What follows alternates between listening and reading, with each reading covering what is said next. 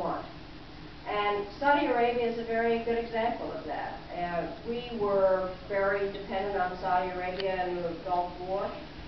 We are very dependent on Saudi Arabia because of oil. Same thing is similarly happening on Venezuela. So the bottom line is that I think I would like nothing better than to have a policy that is totally based on our ideals, but at certain times our national interests in terms of our resources, etc., have to come into place. And so the only way I can always describe this is that foreign policy is kind of like a helium balloon. You need the air to get it up, but you need ballast to give it direction.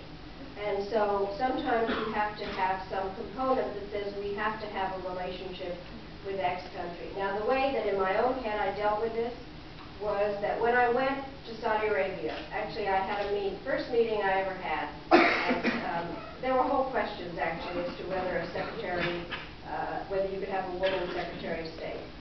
And basically people said you couldn't, especially dealing with the Arab countries. And on my first trip there, I met with the Gulf Cooperation Council, and I had no problems at all. I mean, it helped. I arrived in a big plane that said United States of America.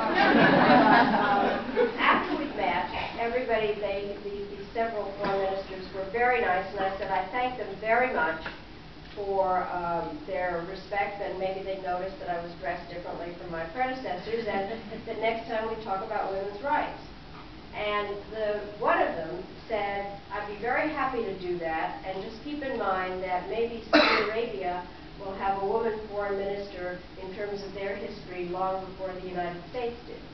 And next time I went, I met with a lot of women there, and the bottom line is whether I went to China or wherever, I would always say the various issues and never give up in terms of talking about human rights or religious freedom, and you have to be able to do both. It's a little bit like the Russian question.